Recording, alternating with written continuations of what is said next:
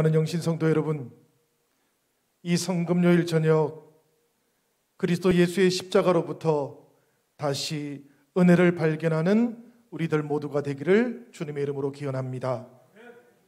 이 날은 은혜로 충만한 날이기 때문입니다. 이 성금요일을 미국에서는 그래서 굿 프라이데이라고 그렇게 부르기도 합니다. 좋은 일이 일어나는 금요일이라는 뜻이지요.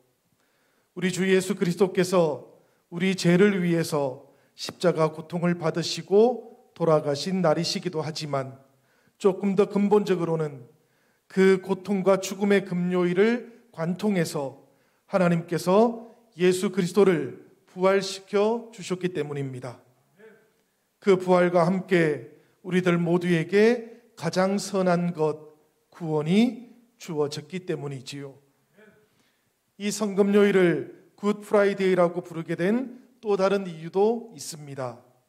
이 굿 프라이데이라는 말을 사용하고 있는 언어가 두 개가 있어요. 하나는 영어고 또 하나는 네덜란드어라고 합니다. 언어학자들은 이 두 언어를 연구하면서 게르만어인 고테스라는 말을 주목했었습니다. 왜 그런가 하면 하나님의 라는 뜻과 신성한이라는 뜻을 가지고 있는 이 고테스라는 말로부터 굿이라는 말이 나왔을 것이기 때문입니다.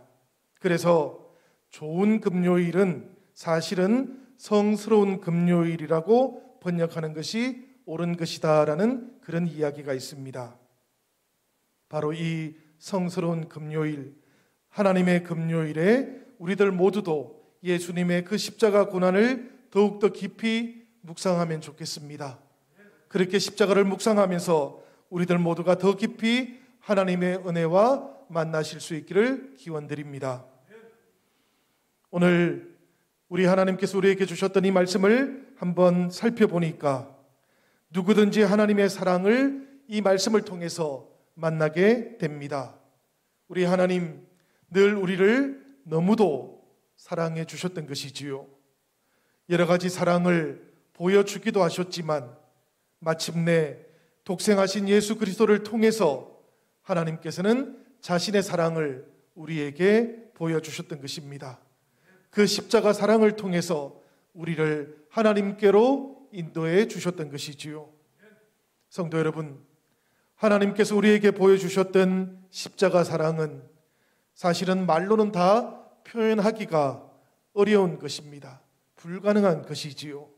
그만큼 이 십자가의 사랑이라는 것은 놀랍기도 하고 신비롭기도 한 것입니다. 바울 사도도 역시 이 십자가 안에서 하나님의 사랑을 체험했었습니다. 그리고는 그 사랑을 이제 전해주고 싶은 것이지요. 어떻게 전해주는가 하면 몇 가지 물음을 던지고는 그 물음에 스스로 대답을 하면서 이 하나님의 사랑을 표현해보고 있는 것입니다. 그 첫 번째는 보니까 31절에 나오고 있는 물음과 함께 시작됩니다. 우리 31절에 나오는 그 말씀을 우리 화면을 통해서 같이 한번 읽어보도록 하겠습니다. 만일 하나님이 우리를 위하시면 누가 우리를 대적하리요. 이 말씀 속에서 하나님께서 우리를 위하셨다라는 이 구절은 하나님께서 그리스도 안에서 우리에 대해서 끝까지 변함이 없으셨다라는 그런 의미입니다. 하나님께서 우리에게 끝까지 사랑하셨다라는 그런 뜻이기도 합니다. 하나님께서 우리를 위해서 그리스도 안에서 대신 싸워주셨다라는 그런 의미도 가지고 있습니다. 출애굽 당시에 이스라엘 백성들을 위해서 하나님께서 대신 싸워주시고 인도해 주셨던 것처럼 하나님께서는 그리스도 안에서 하나님의 자녀가 된 우리들 모두를 위해서도 대신 싸워주시는 것이고 대신해서 그 길을 인도해 주시는 것입니다. 그러니 사랑하는 여러분, 누가 우리를 대적할 수 있겠습니까? 하나님 편이 되신 성도 여러분, 그러니 이 세상에서 살아가는 동안에도 너무 작은 세상일 때문에 오랫동안 속상해 있지는 마시기를 부탁드립니다. 오늘 이 밤에 기도하시는 동안에 성령님께서 우리들의 마음을 새롭게 해주시고 그런 일 때문에 너무 염려하거나 너무 걱정하는 인생 되지 않으시도록 그렇게 인도해 주시기를 기원합니다. 여러분들을 위해서 저도 함께 기도하도록 하겠습니다. 두 번째 물음은 32절에 나오는 말씀이지요. 32절에는 이렇게 말씀이 나오고 있습니다.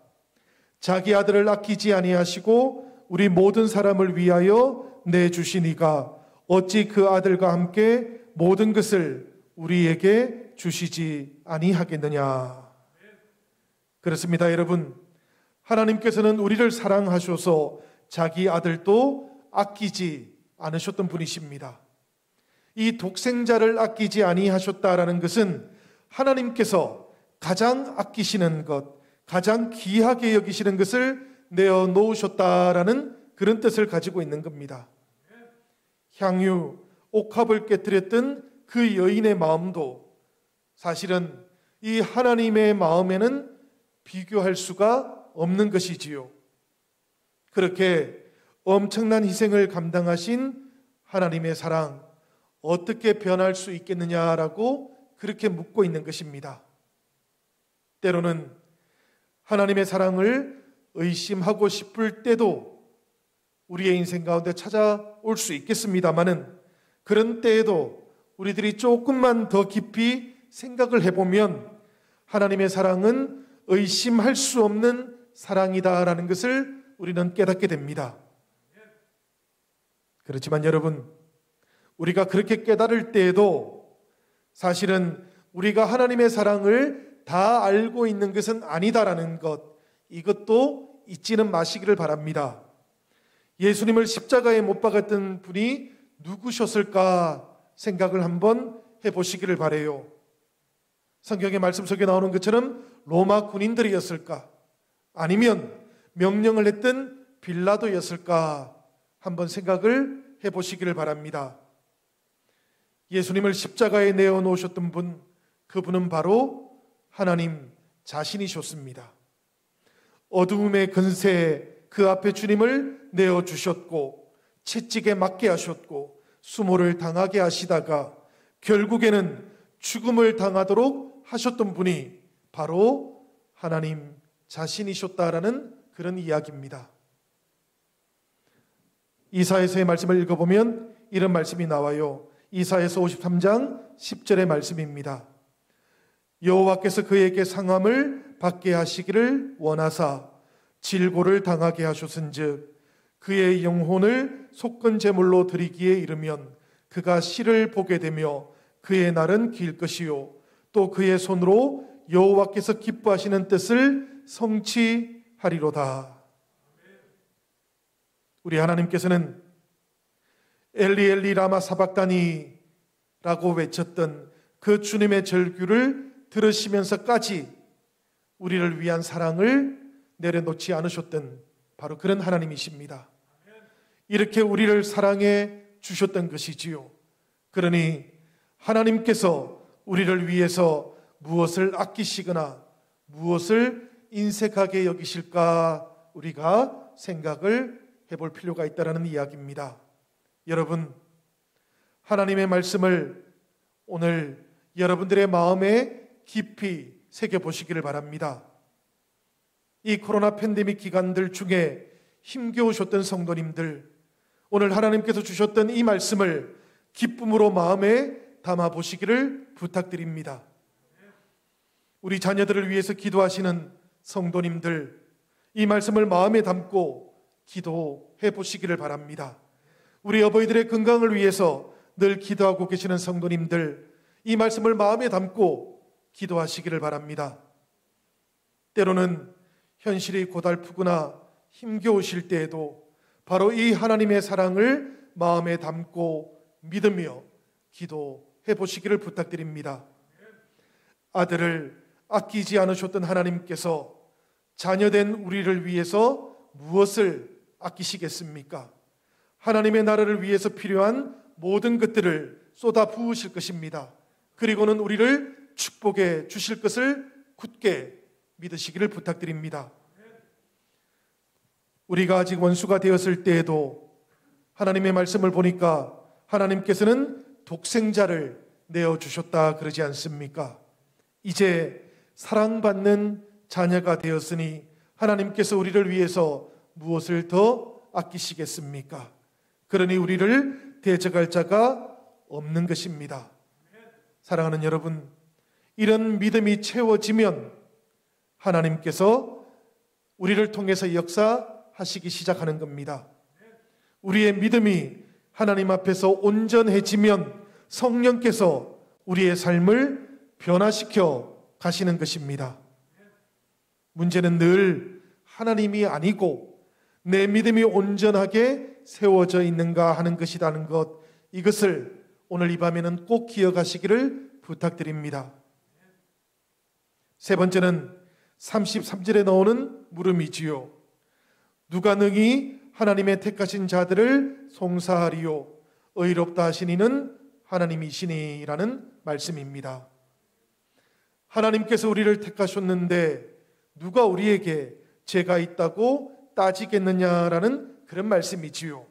하나님께서 우리를 의롭다고 그렇게 여겨주셨는데 누가 우리를 죄인이라고 공격할 수 있겠느냐라는 그런 말씀이기도 합니다. 성도 여러분, 우리 하나님께서 우리를 택하셨던 이유는 우리가 의로웠기 때문은 아니지 않습니까? 우리를 하나님께서 사랑하셨기 때문에 우리를 선택해 주셨다는 것을 우리들은 모두가 다 잘 알고 있습니다. 아브라함을 생각해 보아도 그렇지 않습니까? 아브라함은 사랑받았기 때문에 선택을 받았던 것이지 이 아브라함이 의로웠기 때문에 선택받았던 것은 아니었지 않습니까? 이 땅의 성도들도 똑같은 것입니다. 의로웠기 때문에 하나님으로부터 선택받은 것이 아니고 사랑받았기 때문에 선택을 받은 것입니다. 그렇게 사랑 안에서 선택을 받았기 때문에 우리가 그리스도 예수를 믿음으로 주님이라고 그렇게 고백할 수 있게 되었던 것입니다. 그리고 주님께서는 바로 그 십자가 위에 우리의 모든 죄와 허물을 올려 놓으셨던 것이지요. 이것은 하나님께서 우리에게 의로움을 요구하지는 않으신다라는 말씀이기도 합니다. 그러나 여러분, 그럼에도 불구하고 하나님께서는 의로움 그 자체를 무시하지는 않으셨습니다. 그래서 사람의 죄악에 따르는 그 모든 형벌을 십자가에 담아서 예수 그리스도에게 지우셨던 것이기도 한 것이지요. 이것을 갈라디아서 3장 13절은 이렇게 말씀하고 있습니다. 그리스도께서 우리를 위하여 저주를 받은 바 되사 율법의 저주에서 우리를 속량하셨느니라. 이 말씀을 살펴보면 그리스도께서 우리 죄를 위해서 저주를 받으신 것, 그것은 율법에 따르는 십자가 형벌을 대신 받아주신 것이다라는 그런 말씀입니다. 그리고 우리들은 예수 그리스도의 그 사랑을 은혜로 받은 것입니다. 그 은혜를 받았기 때문에 우리는 속량함을 입게 되었다라는 그런 말씀인 것이지요. 이것을 잘 기억하시기를 바랍니다. 예수께서는 그 십자가의 형벌을 율법에 따라서 대신 짊어지셨다라는 이야기입니다. 그래서 우리들 모두에게 의로움을 허락해 주셨다라는 그런 뜻이지요. 그래서 우리들 자신을 향해서도 우리들은 그런 마음으로 대해야 하는 겁니다. 형제 자매들을 향해서도 우리들은 그런 마음으로 대해야 하는 겁니다. 교회 바깥에 있는 우리의 이웃들을 향해서도 우리는 바로 이 주님의 마음으로 대해야만 하는 것이지요. 하나님께서 우리를 택하셨고 예수 그리스도께서 우리를 그리스도의 십자가 보혈로 의롭게 해주셨다면, 사랑하는 형제자매 여러분, 누가 우리를 죄가 있다고 송사할 수 있겠습니까? 그리고 우리들 역시 누구를 죄가 있다고 송사할 수 있겠습니까? 성경은 이것을 가리켜서 의로움이라고 그렇게 부르는 것입니다. 그리고 하나님 나라에서 우리가 누리게 될 그 미래의 구원을 오늘 여기에서 살아가는 동안 누리게 된다고 그렇게 말씀해 주시는 것입니다. 오늘 이 성금요일 밤에 주님의 십자가를 묵상하시면서 이 하나님의 은혜도 풍성하게 누리시는 우리들 모두가 되기를 기원합니다. 네 번째는 보니까 34절에 나오고 있는 물음입니다. 누가 정죄하리요?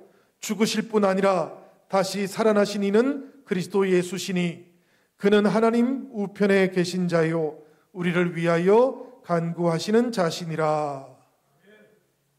성도 여러분, 십자가를 지셨던 주님께서는 나의 구원을 위해서 대신 죽어 주셨던 것입니다. 그리고 하나님께서는 이 십자가에 죽으셨던 예수님을 다시 부활시킴으로 우리와 온 세상을 향해서 소망을 보여주셨던 것입니다. 그러니 누가 우리를 정죄할 수 있겠습니까? 부활의 주님, 다시 일어나신 주님께서 하나님 우편에 계시면서 우리를 위해서 간구하고 계시니 아무도 우리를 정죄할 수 없는 것입니다. 하나님께서는 우리를 위해서 간구하고 계시는 그 예수님을 보실 때마다 우리를 보고 계실 것입니다. 에베소서 2장 4절에서 6절까지의 말씀을 한번 보시기를 바랍니다. 긍휼이 풍성하신 하나님이 우리를 사랑하신 그 큰 사랑을 인하여 허물로 죽은 우리를 그리스도와 함께 살리셨고 또 함께 일으키사 그리스도 예수 안에서 함께 하늘에 앉히시니. 이 말씀을 보면 우리 하나님께서는 그리스도와 함께 우리를 죄악 가운데에서 다시 살리셨습니다. 예수님께서 부활하실 때 우리도 함께 일으킴을 받았습니다. 그리고 예수님께서 하나님 우편에 앉으실 때에도 우리도 그 예수님과 더불어 하나님 앞에 함께 앉을 것이다 라고 그렇게 말씀하고 있는 것입니다. 그러니 형제자매 여러분, 예수님께서 하나님 우편에 계시다라는 이 말씀을 우리들 마음속에 깊이 새기시기를 바랍니다. 왜냐하면 결과적으로는 그리스도 안에서 바로 그 자리가 우리의 자리가 될 것이기 때문입니다. 형제자매 여러분, 우리가 이런 사랑을 받고 있는 존재입니다. 우리가 이런 하나님의 변함없는 사랑을 누리고 있는 존재이기도 합니다. 그러니 우리가 어떻게 흔들릴 수 있겠습니까? 때로는 환난이 찾아올 수도 있고 때로는 공고함이나 핍박이 찾아올 수도 있지만 그렇다고 해서 우리는 흔들리지 않습니다. 때로는 기근이 찾아오기도 하고 입을 옷이 없어서 벌거벗거나 위협과 칼을 만난다고 할지라도 그래서 성도들은 결코 두려워하지 않는 것입니다. 그래서 바울은 35절에서 이렇게 묻고 있는 것이지요. 누가 우리를 그리스도의 사랑에서 끊으리요? 누가 우리를 그리스도의 사랑에서 끊으리요?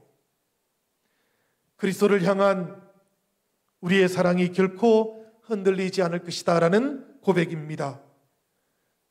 생각해 보면 환난이라든지 공고함이라든지 핍박이라든지 기근이라든지 혹은 적신이나 위험이나 칼은 때로는 우리들 곁에 늘 함께하고 있기도 합니다.